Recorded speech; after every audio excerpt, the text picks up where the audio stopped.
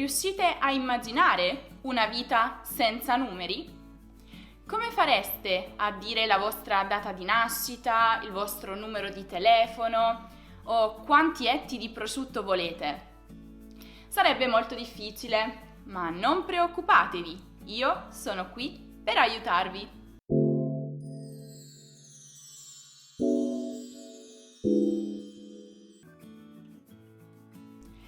Procediamo per categorie. Innanzitutto dobbiamo conoscere i numeri a una cifra, e cioè 0, 1, 2, 3, 4, 5, 6, 7, 8, 9. Quanti erano i nani di Biancaneve? 7. Ah, grazie. Ora procediamo con i numeri a due cifre irregolari.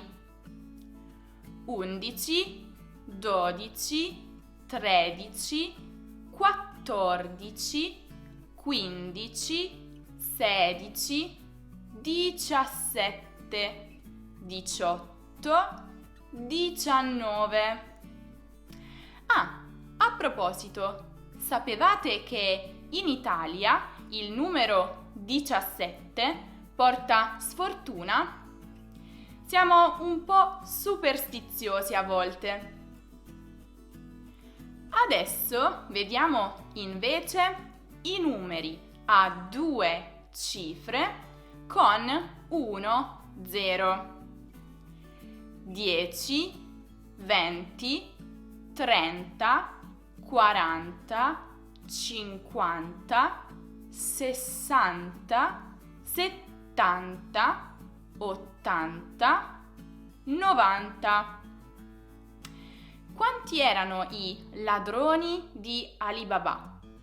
30 o 40? Se ve lo ricordate, fatemelo sapere nei commenti. Nel frattempo vi spiego come formare tutti gli altri numeri a due cifre regolari, e cioè quelli che vanno da 21 a 99. In realtà è molto semplice, basta fare una specie di addizione tra il numero a due cifre con 1, 0 e il numero a una cifra. Per esempio, che numero è questo qui? 34. Come vedete, si fa un'addizione unendo 30, numero a due cifre con 1, 0, e 4, numero a una cifra. E questo numero come si pronuncia? 87. Infatti basta unire 80 e 7. Attenzione però, i numeri 1 e 8 cominciano per vocale. Quindi, quando sono preceduti dai numeri a due cifre con 1, 0, questi perdono la vocale finale. Ad esempio, questo numero si pronuncia e si scrive 48 e non 48. Adesso, prima di continuare, vi ricordo che se volete fare gli esercizi sui numeri o trovare tutte le altre nostre lezioni di italiano, potete passare dal nostro sito. Invece, per tantissimi contenuti extra relazionati con l'italiano e non solo, vi ricordo di seguirci sulle nostre pagine Facebook, Instagram e Twitter. Adesso passiamo alle cose più difficili. I numeri a tre cifre con 2 2 zeri. Questo numero è 100. Tutti gli altri si formano con numero a una cifra più 100.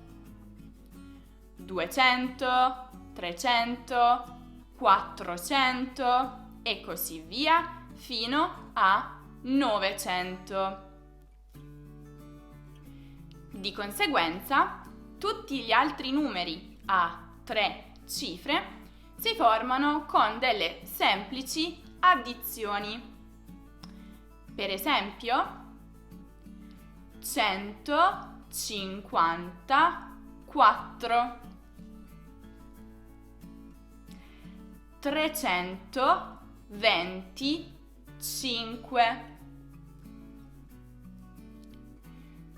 798. Espressione del giorno. Dare i numeri.